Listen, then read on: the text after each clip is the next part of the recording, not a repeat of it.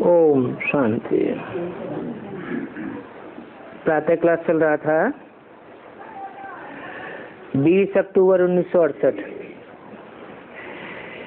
तीसरे पेज के मध्यार्ध में बात चल रही थी। वहां नई दुनिया में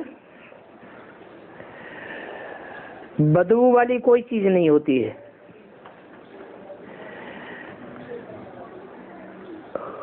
शरीर छोड़ते हैं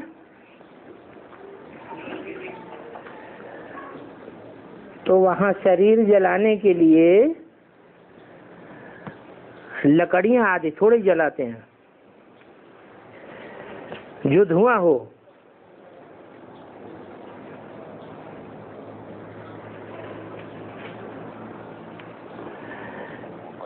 यहाँ तो कितना धुआं हो जाता है। वो तो नाम ही है स्वर्ग।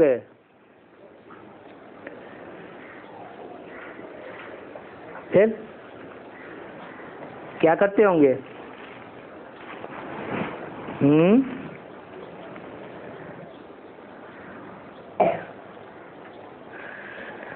देवात्माएं जब शरीर छोड़ती है नई दुनिया में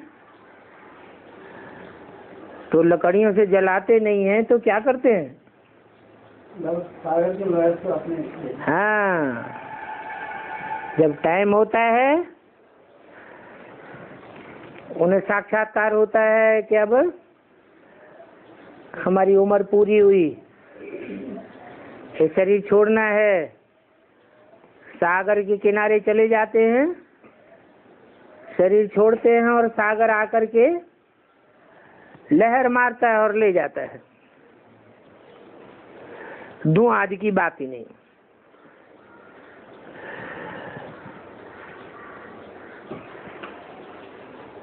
अभी तुम पढ़ रहे हो नई दुनिया के लिए।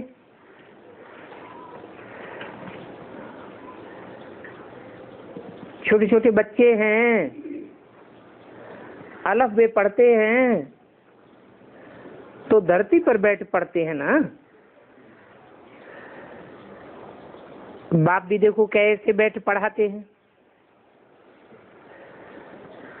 और ये भी भगवान वाक्य तो है ना, परंतु भगवान कौन है ये मनुष्यों को पता नहीं है। मनुष्य तो समझ लेते हैं भगवान वाक्य श्री कृष्ण, और श्री कृष्ण तो छोटा बच्चा। छोटा बच्चा पढ़ेगा या पढ़ावेगा? और भगवान को तो भक्ति मार्ग में पत्थर बित्तर में ठोक दिया है। समझते हैं पत्थर बुद्धियों में भी भगवान प्रवेश कर जाता है।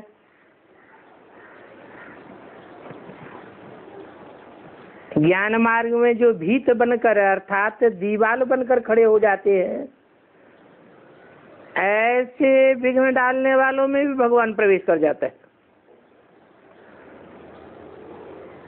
परंतु नहीं, कृष्ण भगवान हो नहीं सकता, भगवान सर्वव्यापी हो नहीं सकता।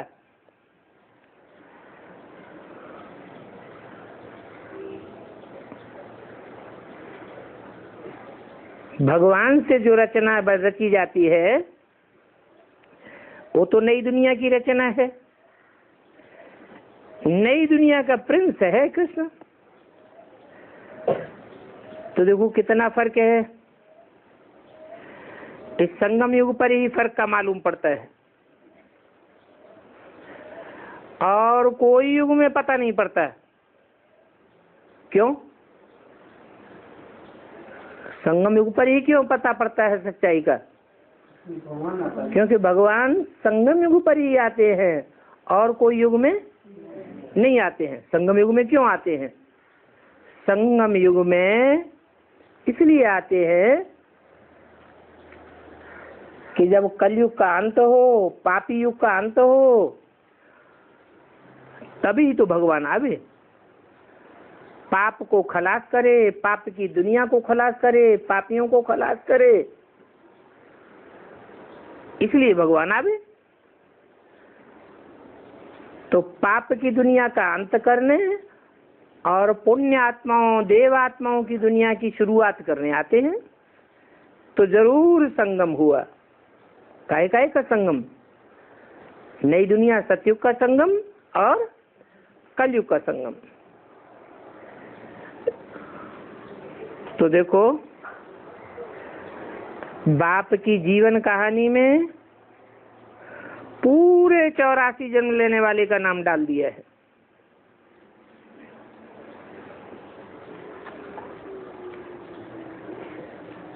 कहाँ बाप?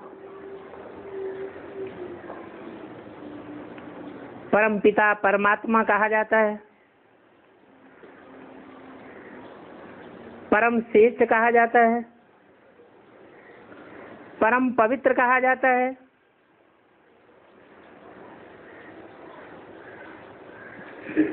वो जन्म मरण से न्यारा है या जन्म मरण में आने वाला है? वो तो सदैव जन्म मरण से न्यारा है। निश्चय अनिश्चय में तो आने की बात ही नहीं। बेहद के जन्म मरण में भी नहीं आता और हद के जन्म मरण में भी नहीं आता।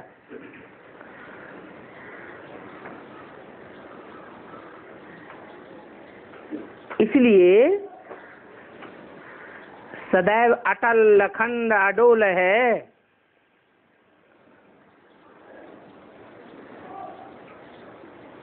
उसके स्थान पर नाम 84 जन्म लेने वाले का डालेंगे तो जरूर हाहाकार हो जाएगा। पहले हाहाकार होगा, फिर जय जयकार होगी। ये खूनी नाहक खेल बना हुआ है। ऐसा खूनी नाहक खेल होगा जो तुम बच्चे देख भी नहीं सकेंगे।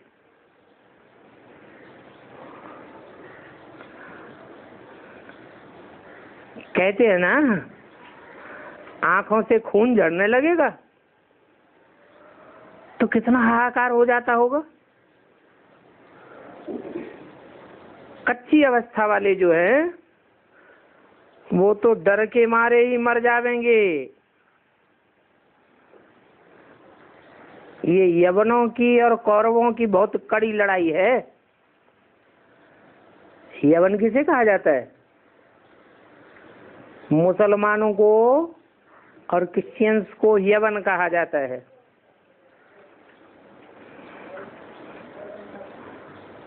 बहुत ही बेरहम हैं। रक्त की नदियां बहा देंगे। बाहर की बात नहीं है, अर्थात विदेशों की बात नहीं है। वहां तो आग के गोले छोड़ेंगे, 1 सेकंड में मौत हो जाएगा। खून की नदियां बहने की बात ही नहीं। श्वास लिया और ये मरा। तो ये खूनी नाहक खेल कहाँ का है? विदेशी की तो बात ही नहीं है। ये भारत की बात है। भारत में ही हिंदू, मुसलमान, सिख, ईसाई सब भरे पड़े हैं। खूनी नाहक मौत है। ये कौरवों और यवनों की लड़ाई यहाँ होती है। ये बॉम्ब्स की लड़ाई कोई यहाँ नहीं आवेगी।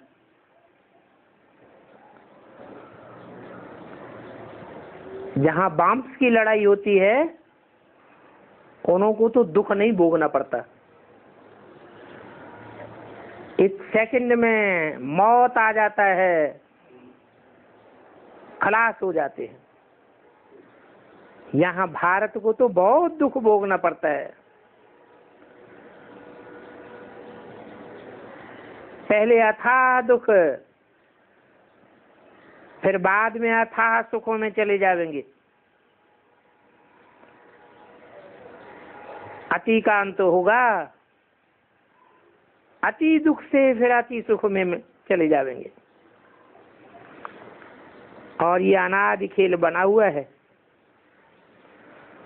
इस खेल का विस्तार बाप बैठ समझाते हैं। बाकी नटशेल में कहते हैं, मीठे मीठे बच्चे तुम जानते हो, दुनिया तो नहीं जानती है कि बाप आया हुआ है। बाप आया हुआ है हमको अमर कथा सुनाने के लिए। अमर कथा सुना करके अमर लोक में ले जावेंगे। और ये अमर कथा कोई सूक्ष्म वतन में नहीं सुनाते हैं, मूल वतन में नहीं सुनाते हैं। ये कथा तुम साकार तन में बैठ करके साकार बाप से सुनते हो।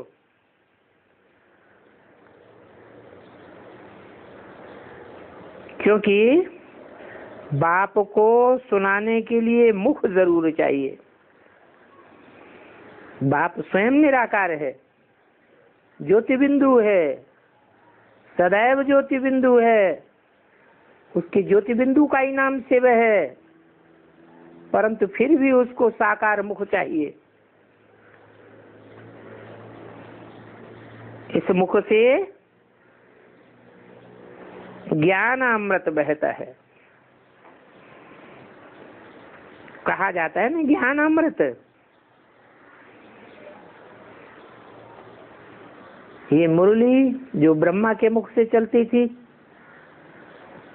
ये कोई ज्ञान अमृत नहीं है। क्यों? अमृत कैसे तैयार होता है? अमृत को मंथन किया जाता है। सागर मंथन का नाम बहुत बाला है। सागर मंथन हुआ, फिर सार सार चीजें निकली। तो बाप कहते हैं, मैं जो सुनाता हूं उसका मंथन करो। अमृत कोई पानी को नहीं कहा जाता है। पानी को मथने से कोई सार नहीं निकलेगा। दूध को मथते हैं, दही को मथते हैं तो मक्खन निकलता है। पानी को मंथन करने से कुछ थोड़ा ही निकलेगा। वो तो पानी की नदियां हैं। बाप तो ज्ञान का सागर है, उनमें बहुत नॉलेज है। तो समझाने के लिए कहा जाता है कि अमृत छोड़ बिख काहे को खाए।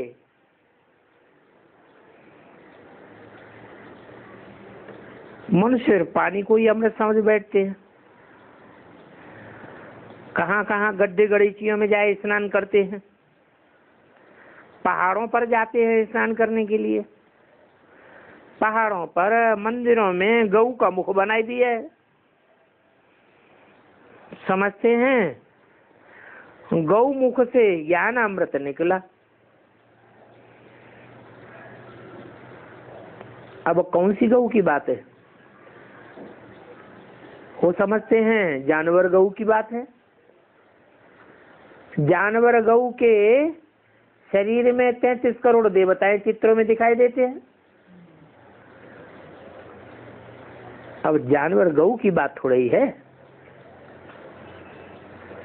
तुम सब गैया हो। भारत की जो कन्याएं माताएं हैं वो जैसे गैया हैं, सीधे स्वभाव की हैं। जीवन में उनको जिसे एक खूंटे से बांध दिया जाता है, माँ बाप जिस खूंटे से बांध देते हैं सारा जीवन भर उसी खूंटे से सीधे साधे जीवन बिताते हुए बंधी रहती है। तो तुम भारत की गऊएं हो। तुम्हारे मुख से ज्ञान अमृत निकलता है। नंबरवार है ना।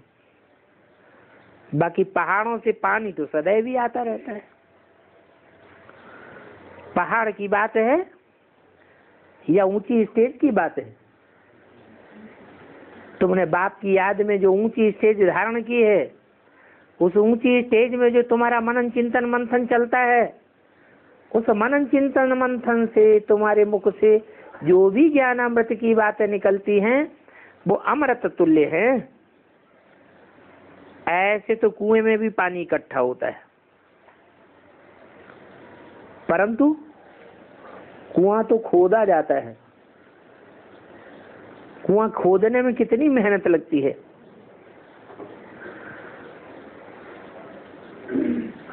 वो सभी है भक्ति मार्ग।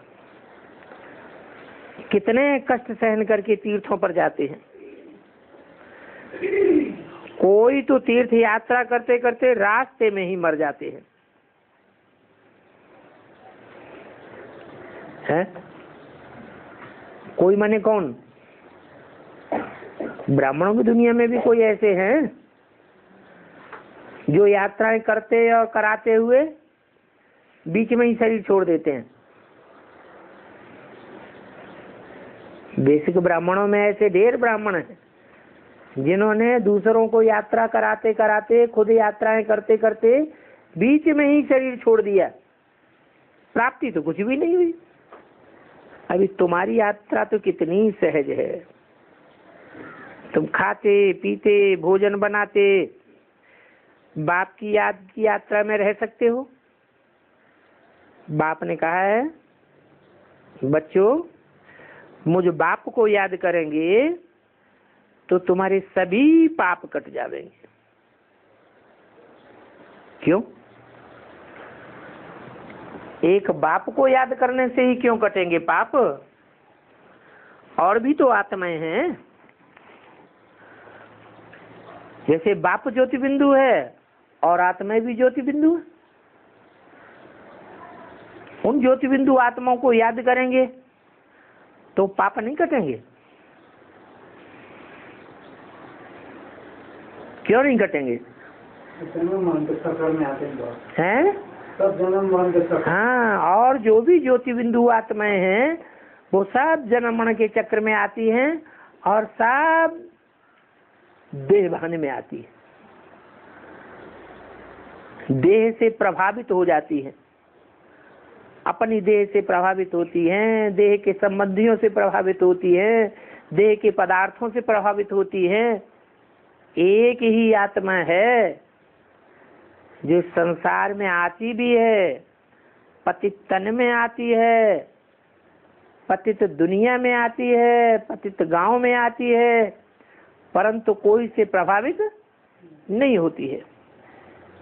इसलिए निष्पाप है, उसमें कोई पाप साप कभी भी लग ही नहीं सकता। ऐसे को याद करेंगे तो हम भी वैसे ही बनेंगे। इसको कहेंगे योगाग्नि।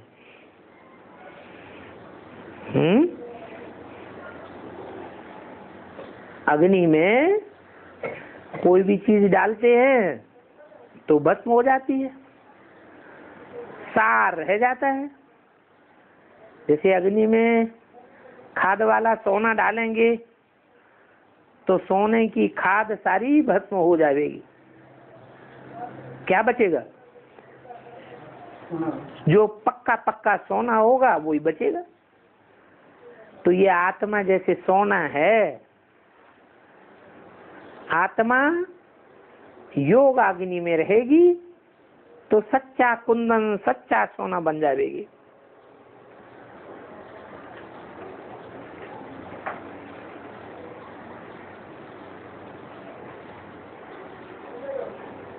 अभी तुम योग अग्नि में रहते हो,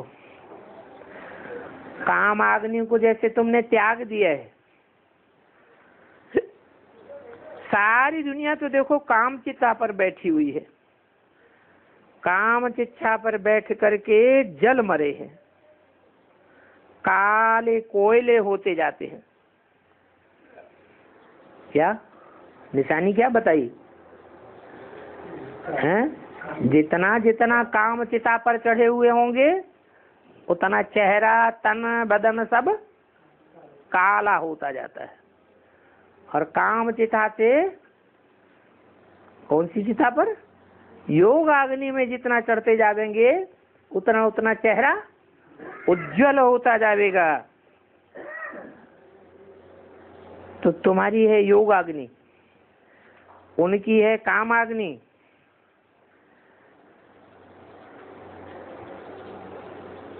काम अग्नि में काले हो पड़े हैं,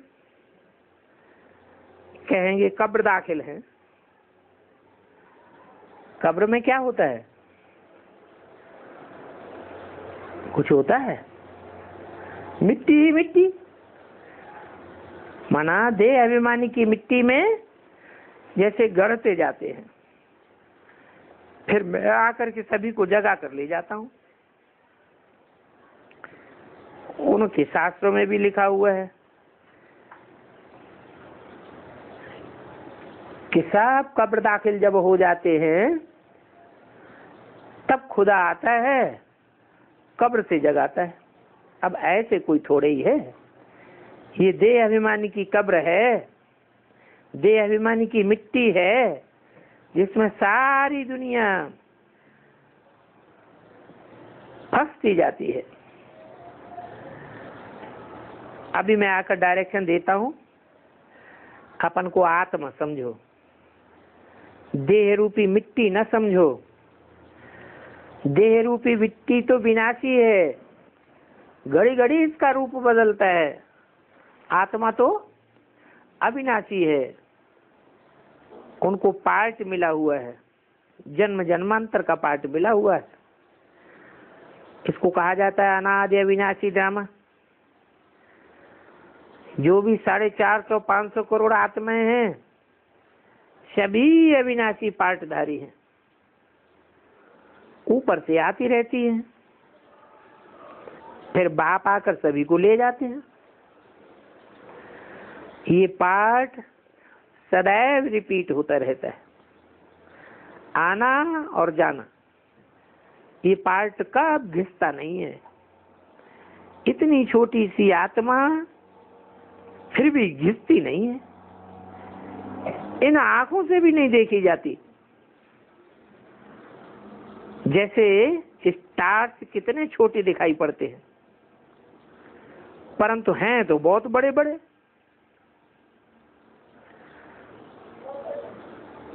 उन स्टार्स तक भी जाते हैं। यह है साइंस का झूठा घमंड। वो तो समझते हैं एक एक स्टार में दुनिया है,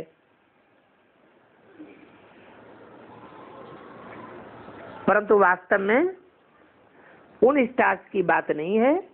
ये तो तुम चैतन्य सितारे हो, जिन चैतन्य सितारों में एक एक दुनिया बसी हुई है।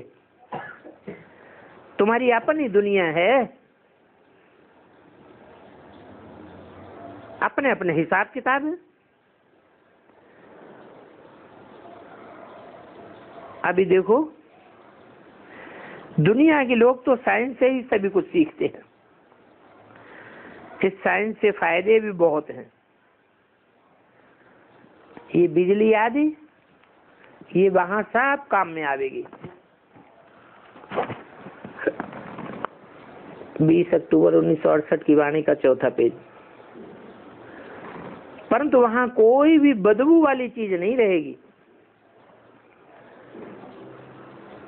अभी तो करंट आते आते आग लगती है तो कितनी बदबू हो जाती है। वहां की गैया भी बहुत शोभनीक होती हैं।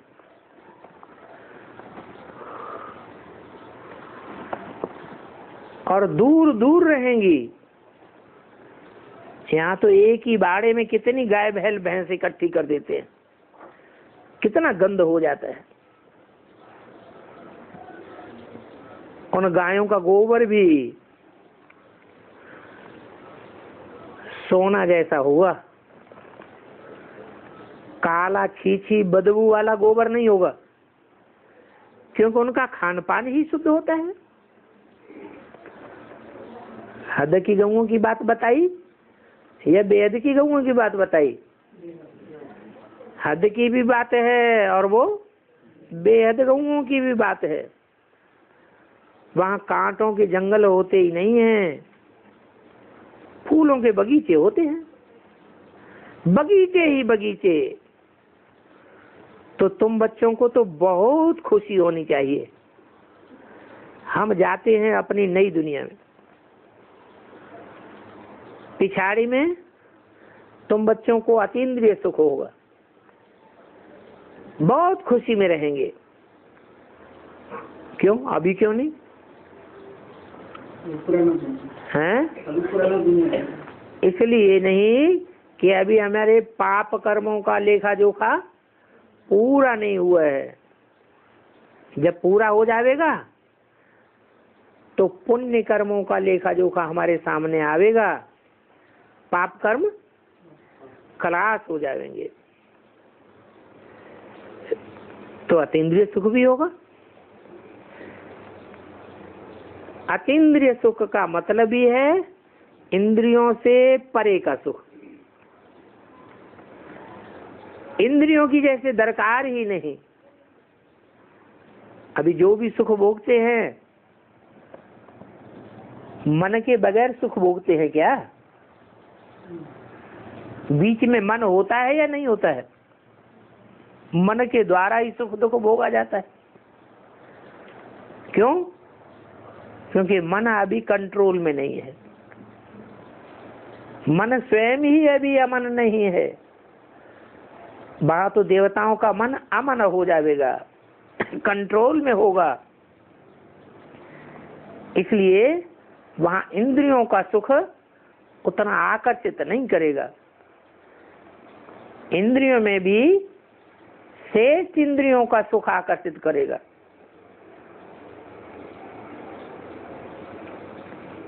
बाकी सतयुग त्रेता में अतीन्द्रिय सुख की बात नहीं है। कहाँ की बात है? अभी संगम युग में पिछाड़ी का जो सुख तुम्हारा है वो अतीन्द्रिय सुख का है।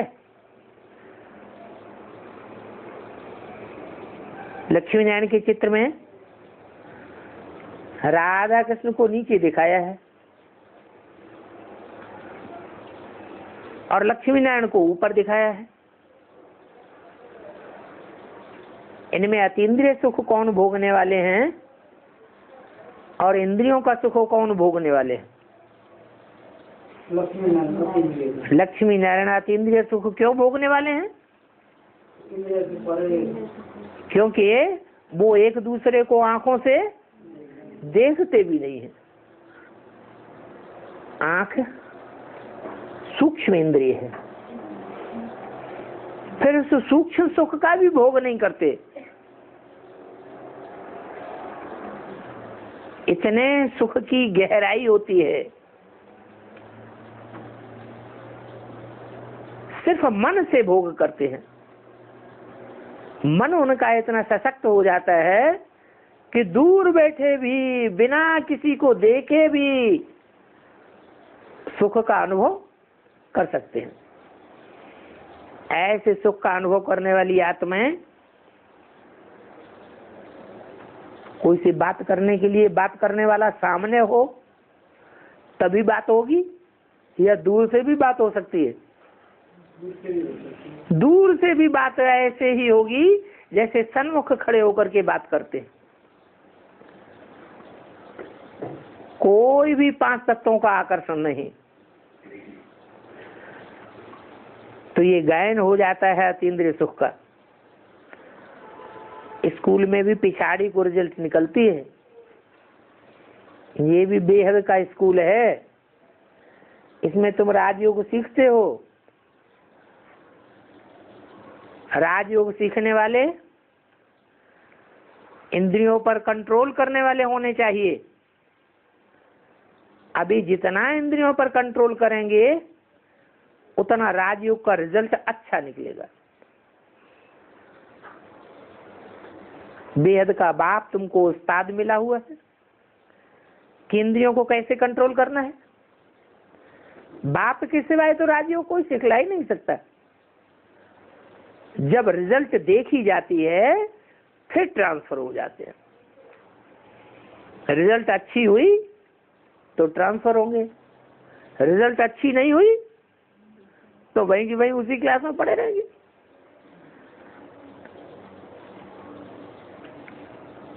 तो ये भी रिजल्ट देखा जाता है। साक्षात्कार कराते जाएंगे और ट्रांसफर होते जाएंगे। काहे का साक्षात्कार कराते जाएंगे? हैं? ज्ञान में आने के बाद श्रीमती के अनुकूल क्या क्या कर्म किए हैं और श्रीमती के प्रतिकूल विपरीत कौन कौन से कैसे कैसे कर्म किए हैं, वो सब कर्मों का साक्षात्कार होगा। फिर ट्रांसफर हो जाएंगे। अच्छे अच्छे जो हार खाकर फिर गिरते हैं उनको भी साक्षात्कार होगा। शुरू में भी तुमको ढेर साक्षात्कार होते थे, अंत में भी तुमको ढेर साक्षात्कार होंगे। अंतर क्या होगा? शुरू में जो साक्षात्कार होते थे उनका आधार था भक्ति मार्ग, बंद आंखों के साक्षात्कार होते थे, क्योंकि उस समय ज्ञान तो था ही नहीं। और अभी तो बुद्धि में ज्ञान भरा हुआ है, तो बंद आंखों के साक्षात्कार की बात नहीं है।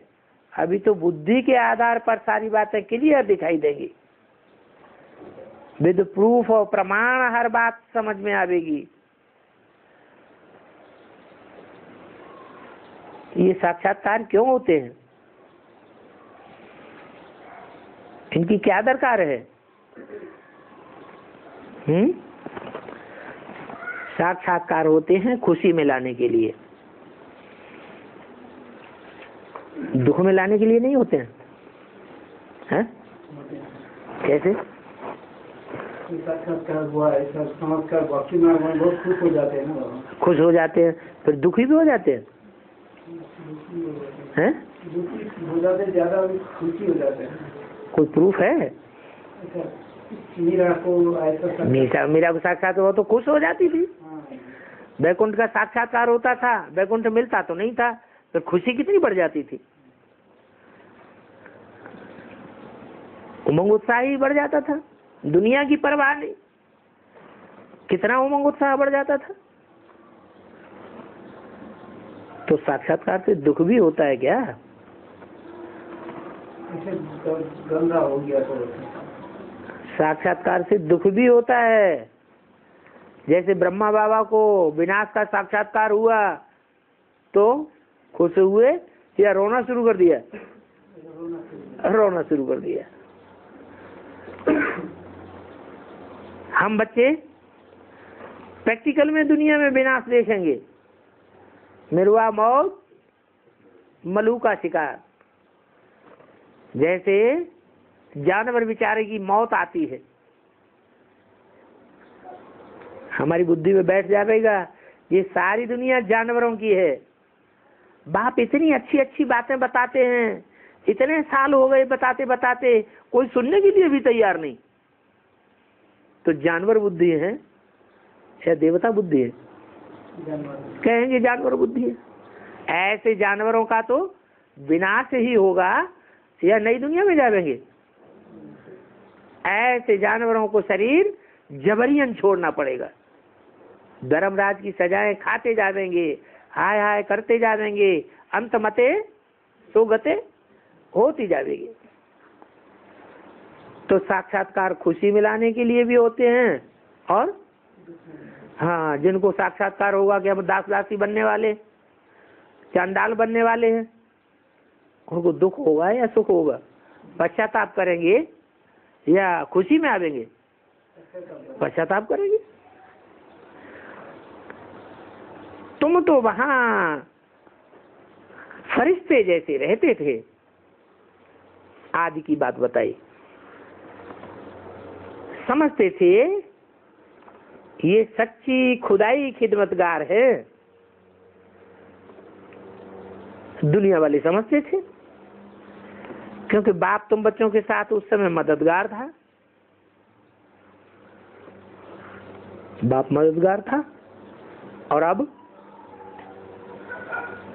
उस समय मददगार था, अब मददगार नहीं है, है? अब मददगार है, अभी भी है, लेकिन अब मददगार है, फिर दुनिया वाले हमको खुदाई खिदमतगार क्यों नहीं समझते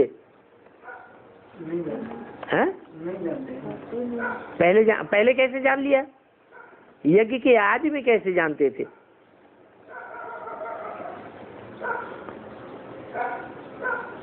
यज्ञ के आज में ऐसी क्या बात थी जो जानते थे और अभी नहीं जानते? यज्ञ के आज में वो प्योरिटी थी, और अभी वो प्योरिटी की वाइब्रेशन लोगों को देखने में नहीं आते। फिर भी बाप कहेंगे नथिंग न्यू, जो कुछ देखा पास हुआ, फिर भी होगा। इनको कहा जाता है भाभी। कोई मरता है तो मनुष्य कहते हैं ईश्वर की भाभी है, परंतु किसी का मारना करना ये भगवान का काम है क्या है? फिर क्यों कहते हैं ईश्वर की भाभी?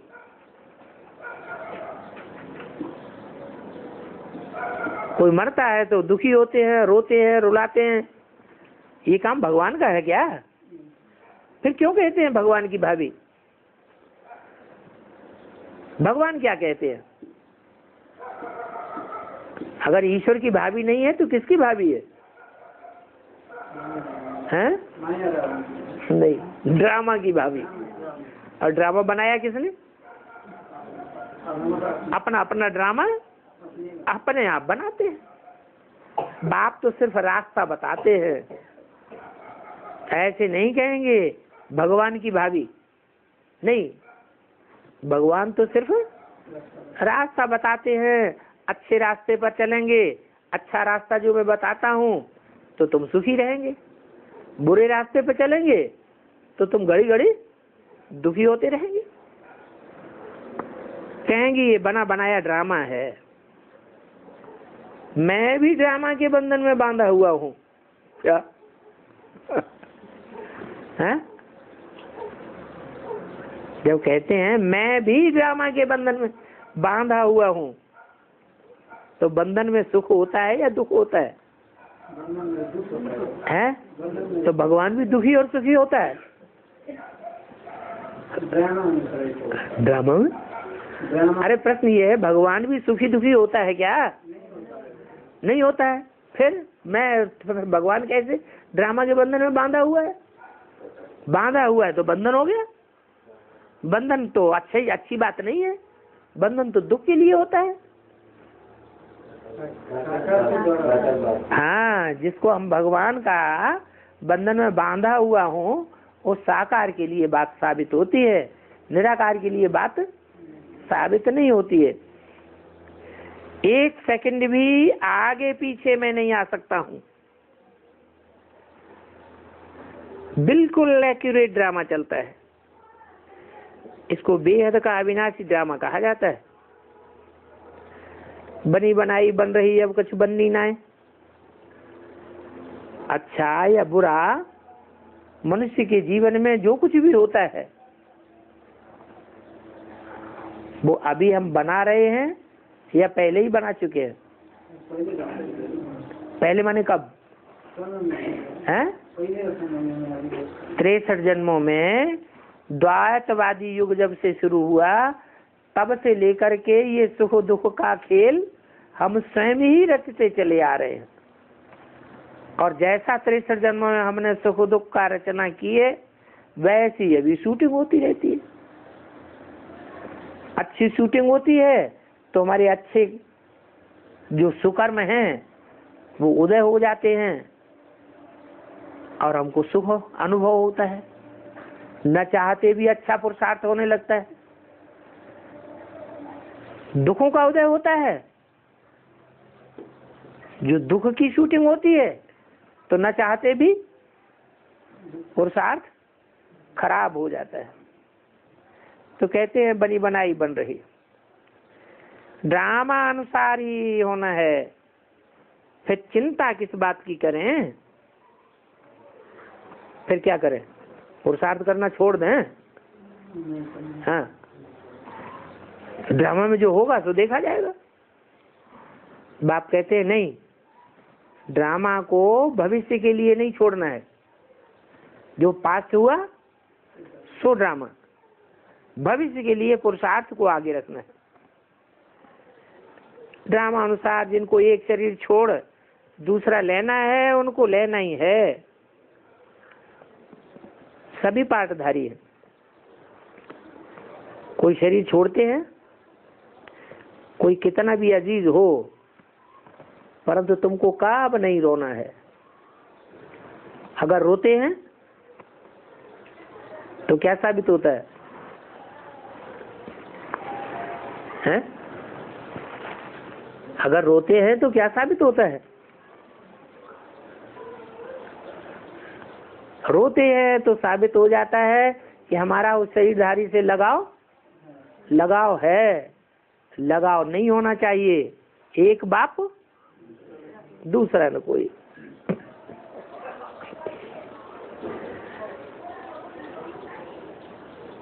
रोना किसको आता है?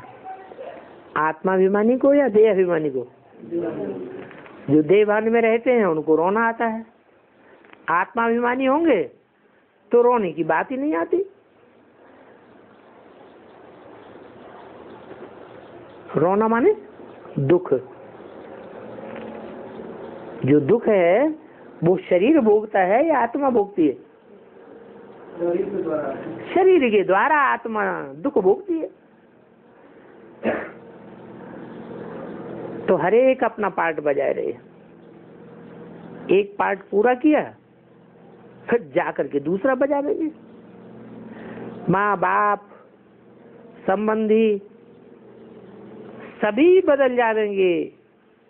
नया जन्म लेने के बाद क्या होता है?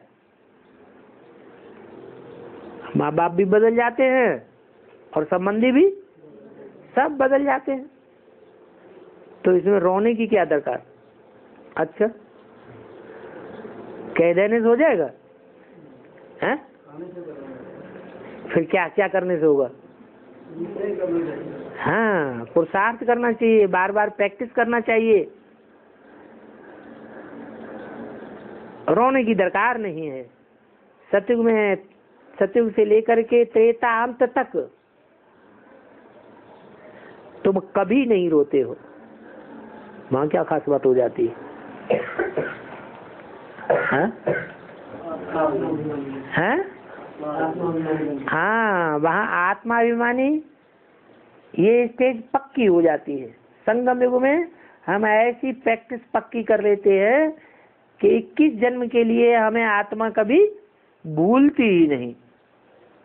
और द्वापर से लेकर कलयुग अंत तक हैं, आत्मा की किसी को याद ही नहीं।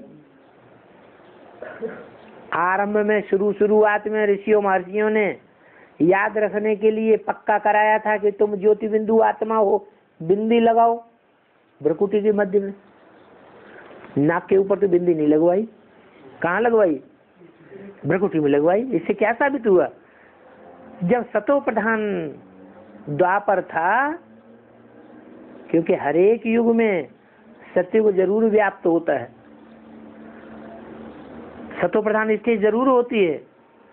तब जब द्वापर की सतो प्रधान स्टेज थी तो शास्त्रों में जो सच्चाई थी वो मनुष्यों को पता थी, नंबरवार पुरुषार्थ अनुसार। उस सच्चाई के अनुसार ये प्रथा चलाई कि अपन को ज्योति बिंदु आत्मा समझो, दूसरे को भी ज्योति बिंदु समझो। तो प्रैक्टिस कराई, तुम ज्योति बिंदु हो, बिंदी लगाओ, टीका लगाओ, आत्म की स्मृति में टिको। फिर बाद में क्या हुआ? वो बाद में आत्मिक स्मृति की वाली बात तो भूल गई। क्या हो गया? सौंदर्य का साधन बना दिया। बिंदी किस लिए लगाएंगे?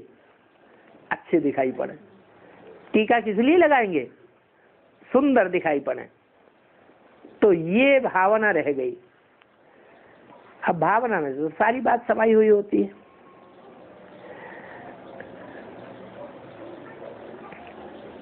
तो देखो, ये पढ़ाई है रूहानी, रूह बनने की पढ़ाई है। एक बार पढ़ने से 21 जन्म तक के लिए तुम रूहानी स्टेज में टिक जाते हो।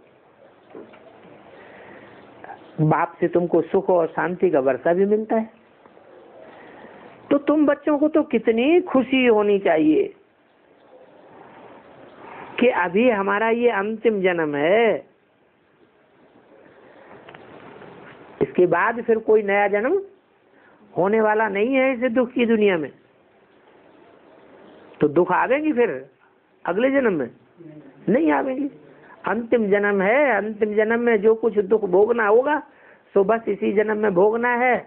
और अभी तो परवाह क्या, अभी तो बाप हमारा रक्षक बनकर के आया हुआ है, छत्र छाया बनकर के आया हुआ है। कितना भी दुख आता रहे बाप जिम्मेवार है। तो तुमको कब रोना नहीं है। पाई पैसे के लिए तुम क्या बैठ पढ़ाई पढ़ेंगे? क्या लोग पढ़ाई पढ़ते हैं किस लिए पढ़ रहे हैं? पैसे कमाने के लिए। बाप कहते हैं ये पैसे कमाने के लिए तुम क्या पढ़ाई पढ़ेंगे? तुम्हें तो ज्ञान रतन भगवान से मिल रहे हैं। ये ज्ञान रतन जन्म जन्मांतर के लिए स्थूल रतन बन जाएंगे। अभी जो जितना ज्ञानी बनेगा उतना महादानी बनेगा, उतना बड़ा धनवान बनता रहेगा जन्म जन्मांतर के लिए। और तो सभी कुछ खत्म हो जाना है। बाप कहते हैं गृहस्थ व्यवहार में बल रहो परंतु श्रीमत पर चलो। बल क्यों लगा देते हैं?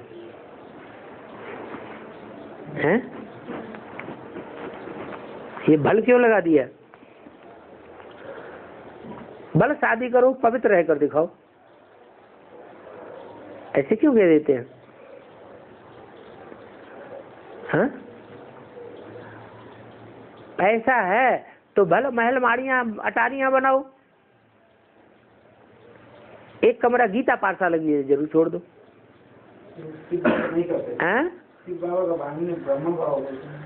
नहीं बोलते तो शिव बाबा ही है, लेकिन बल लगा देते हैं।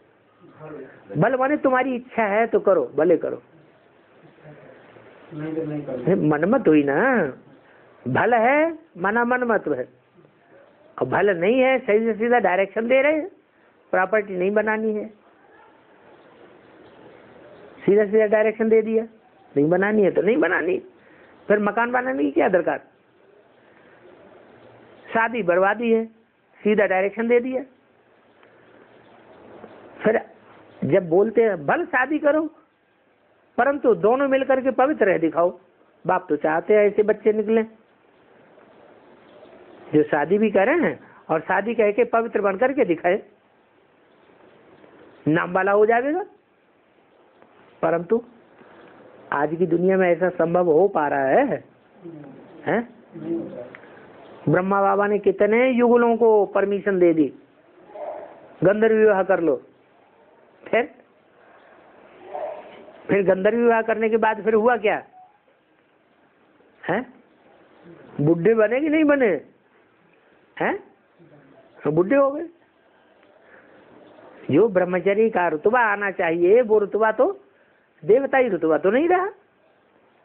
तो बाप कहते हैं श्रीमत पर चलना जरूरी है। बाप को ट्रस्टी बना करके सदैव राय लेते रहो। फिर यहाँ देखो भल मकान आदि बनाओ। भल शब्द का अर्थ क्या हुआ कि बाबा डायरेक्शन नहीं दे रहे हैं। भल का अर्थ ये हुआ ये तुम्हारी अतीव इच्छा है, तुम्हारी अपनी मनमत है, उस मनमत को पूर्ति करने के लिए भल मकान बनाओ, भल विलायत घूमने जाओ। वाह, अब विलायत में घूमने जाएंगे संग का रंग लगेगा कि नहीं लगेगा? संग का रंग लगेगा। दुनिया की चकाचौंध देख करके बुद्धि चमत्कृत हो जाएगी, प्रभावित हो जाएंगे। बाबा कोई मना नहीं करते हैं, बल जाओ।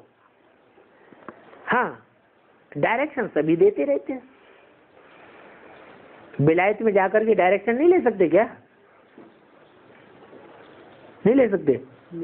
ले सकते हैं। आजकल तो कितने साधन निकले हुए हैं। मोबाइल निकला हुआ है, ईमेल निकला हुआ है, कोई घड़ी घड़ी संदेश लेना चाहे बाप से तो ले सकता है। लेकिन फिर संभव हो पाता है? दुनिया की चकाचौंध जहां लगी, बस बाप वगैरह सब भूल गया। हाँ, कुछ भी करो, पवित्र रहना है, बाप की याद में रहना है और दैवी गुण धारण करने हैं। और कोई भी मेहनत आदि नहीं बताते हैं। बाप को पहचाना, स्वर्ग का वर्षा तो मिलेगा ही। तुम कोई बालिग नहीं हो, सगीर हो। क्या कहा?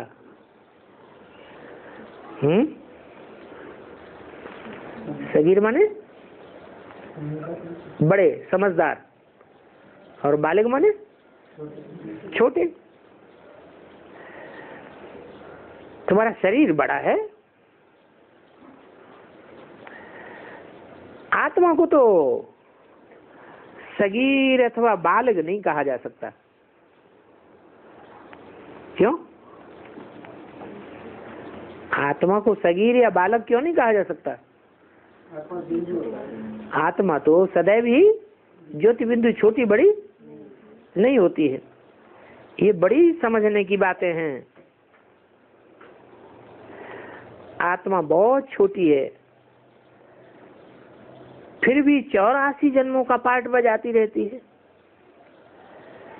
और ये ज्ञान की बातें कोई भी शास्त्रों में भी नहीं है, न कोई मनुष्य जानते हैं। बाप ही बैठ इन ज्ञान की बातों को अच्छी रीति समझाते हैं। वो बाप ही ज्ञान का सागर है, वो ही नॉलेजफुल है। उनको झाड़ का बीज रूप कहा जाता है। हैं? किसको? कौन से बाप को? कौन से झाड़ का बीज रूप और कौन सा बाप? जो मनुष्य सृष्टि रूपी झाड़ है, उस मनुष्य सृष्टि रूपी झाड़ के बाप को बीज कहा जाता है। वो बीज अति सूक्ष्म है। जैसे बाप सूक्ष्म है आत्माओं का, वैसे मनुष्य सृष्टि रूपी झाड़ का बीज भी अति सूक्ष्म स्टेज धारण करने वाला है। सदैव नहीं, कब? संगम युग में जब बाप आते हैं, निराकार आत्माओं का बाप आते हैं, तो उस आत्मा को भी आप समान बनाते हैं। वो सारे झाड़ का बीज रूप है। इसलिए फिर सत्य, चित्त और आनंद का सागर कहा जाता है। सत्य बिंदी को कहेंगे या बिंदी साकार में प्रवेश होती है तब सत्य कहेंगे। सत्य असत्य की बात कहाँ आती है? परम धाम में तो आती नहीं। इस साकार दुनिया की बात है। चित्त माने चैतन्य। परम धाम में आत्मा चैतन्य है या जड़ है? हैं? क्या है? जड़ है, जड़वत है। वहां कोई संकल्प विकल्प चलता है क्या? वहां कोई कर्मेंद्रियां हैं जो कर्मेंद्रियों से कर्म होगा? कोई वाचा चलती है क्या? वो तो है ही निर्वाण धाम, वाणी से परे का धाम। तो चैतन्य, सत्य और आनंद स्वरूप कहाँ है? इस साकार दुनिया की बात है। पवित्रता का सागर, ये भी कहाँ की बात है? कहाँ की एक्ट से साबित होता है कि ये पवित्रता का सागर है? साकार दुनिया की बात है। कृष्ण की महिमा और बाप की महिमा बिल्कुल ही अलग अलग है। अभी तुम बेहद के बाप से वर्षा लेते हो, किस लिए? लक्ष्मी नारायण बनने के लिए।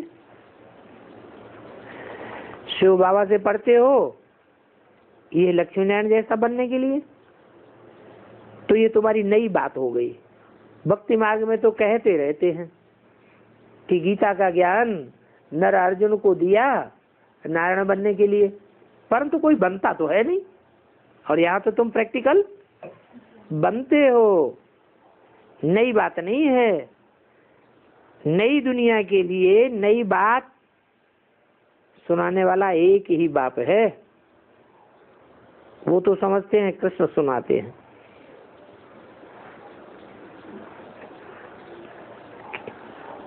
क्या सुनाते हैं कृष्ण? गीता ज्ञान। परंतु गीता से रिजल्ट क्या हुआ वो किसी को पता ही नहीं है। तुम समझते हो कृष्ण अगर होता तो उनको तो सभी जान लेते। कैसे? बहुत लोग नहीं मानते ना, कृष्ण अगर होता तो सभी जान लेते। अच्छा, जब था तब सभी ने जान लिया क्या? तब भी नहीं जाना। क्यों नहीं जाना? क्योंकि ब्रह्मा के रूप में था, कृष्ण के रूप में तो था ही नहीं। कृष्ण को याद करने से पाप कटते ही नहीं। जिस कृष्ण को हम कृष्ण कहते हैं वो कौन से कृष्ण की बात है? वो संगमयुगी कृष्ण की बात है। और संगमयुगी कृष्ण जो है वो दादा लेखराज की बात नहीं है। दादा लेखराज वाली आत्मा संगम युग में गीता का भगवान साबित ही नहीं होती है। साबित कौन होता है? वही कृष्ण की आत्मा जब प्रजापिता में प्रवेश करती है, शिव बाप भी प्रवेश करते हैं, तब कृष्ण का पाठ चलता है। संपन्न पुरुषार्थ होने के बाद तब कंसी जरासंधी भी इस दुनिया में प्रत्यक्ष हो जाते हैं। तो देखो, पतित पावन कृष्ण को नहीं कह सकते हैं। एक बाप ही सर्व का सदगति दाता है। और ये भी है कि पतित दुनिया में पावन तो कोई होता ही नहीं है, हैं? ये दुनिया कैसी है?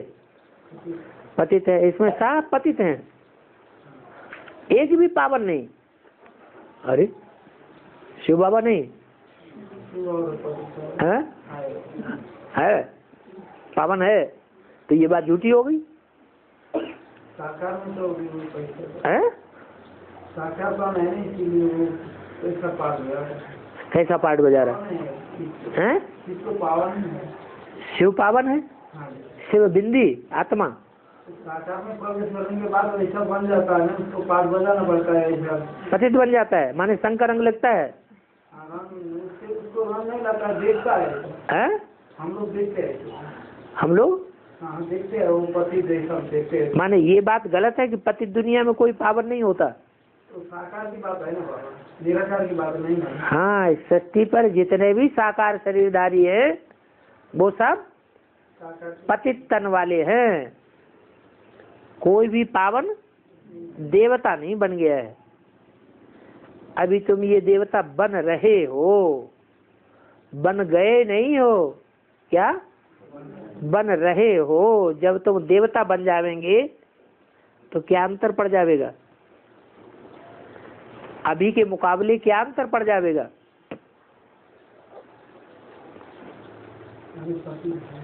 हैं? हाँ ना, अंतर क्या पड़ेगा? कुछ भिन्नता महसूस होनी चाहिए कि नहीं? हाँ, सबसे बड़ी मुख्य बात ये होगी कि हमारे शरीर निरोगी होने लगेंगे। अभी 5 तत्वों में तामसपना भरा हुआ है, फिर 5 तत्व भी सात्विक को होने लगेंगे। तो अब पुरुषार्थ का सतो प्रधान बनना है, ऐसे नहीं कि पानी से पावन बनना है, नहीं, अपन को आत्मा समझ स्वीट बाप को याद करना है। वो एवर स्वीट बाप है, मोस्ट बिलीवेड है, विश्व की बात ही देते हैं ना, ऐसे बाप को भूलना तो नहीं चाहिए। भगवान टीचर बन करके पढ़ाते हैं तो तुम्हें और क्या चाहिए, कितनी खुशी होनी चाहिए बच्चों को। इस पढ़ाई से तुम क्या से क्या बन जाते हो, नर से नारायण बन जाते हो। भगवान कैसे पढ़ाते हैं ये जान लिया ना। बाप हमारा ओबिडेंट बाप भी है, टीचर भी है, सदगुरु भी है, तुम्ही ने बुलाया है। बाप को निमंत्रण दिया कि बाबा आओ, आ करके हम पतितों को बना करके, पतितों को पावन बना कर दे चलो। बाप कैसे एक्यूरेट टाइम पर आते हैं, इसलिए बाप कहते हैं मीठे मीठे बच्चों। बाप का बच्चों पर बहुत लव है, तो मीठे मीठे बच्चों कहेंगे ना, उस लव से ही तुम बच्चों को विश्व का मालिक बनाते हैं। नहीं तो लौकिक बाप तो काम कटारी के नीचे गिराए देते हैं। सारी दुनिया कोस घर बन गई, एक दो को छुरी मारते ही रहते हैं। तुम विश्व की बादशाही योग बल से लेते हो। अच्छा, मीठी मीठी रूहानी बच्चों को रूहानी बाप दादा का याद प्यार गुड मॉर्निंग, रूहानी बच्चों को रूहानी बाप का नमस्ते।